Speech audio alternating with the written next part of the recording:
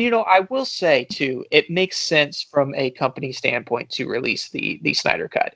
And again, I'm not, like saying like, how dare fans get what they want. I'm not saying that. I'm just saying I don't agree with it. But from a company standpoint, it makes a lot of sense. A lot of people think that the Snyder cut, like, oh, it was completed, it was just in a basement somewhere. No, that's not the case even remotely.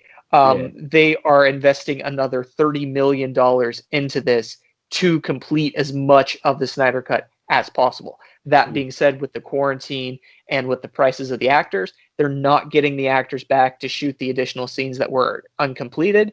It's primarily going to voice actors to do some voiceover, and to the VFX studios to complete those types of things. But if as many people has been saying that they want this, if they subscribe to HBO Max, this is a way for them to put out a new movie for less than it costs to make a new movie, without having to film anything during quarantine. It makes perfect sense from a studio standpoint to release this. So one of the biggest pet peeves for me was the CGI. Yeah. Like the movie was all right, but the CGI just kept getting on my nerves. Wasn't great. So now you mean to tell me there's just going to be more CGI? There's going to be more CGI. Which, again, $30 million is what they're putting into this. And they're saying, once that $30 million is used up, doesn't matter how much is complete, that's it, point blank, done.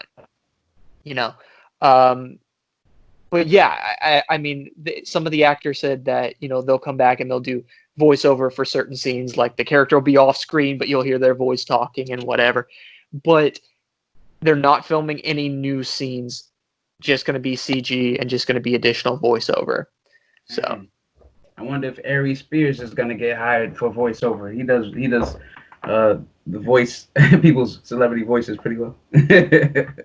You'd be surprised. Like a lot of people think that when they watch movies that it is the actor that's playing the role.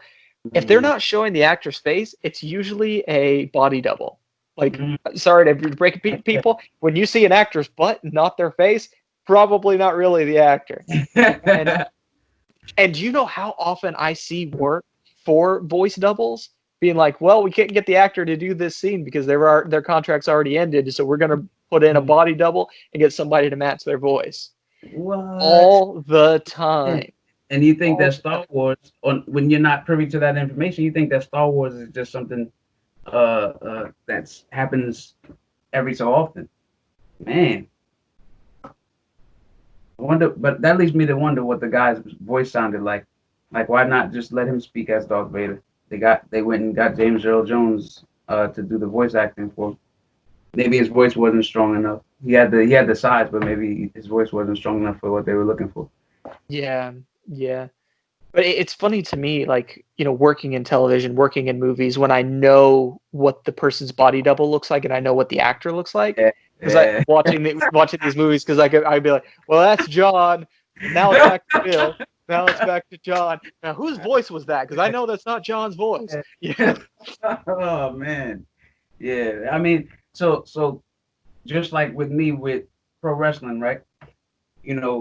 I've been in there. I know everything, but I can step back and sit back and watch as a fan and enjoy it. But then there's always the part of me that's critiquing a little bit, like, man, why do you take the bump that way? Ooh, goodness, what are you trying to do? Kill him? Like, yeah.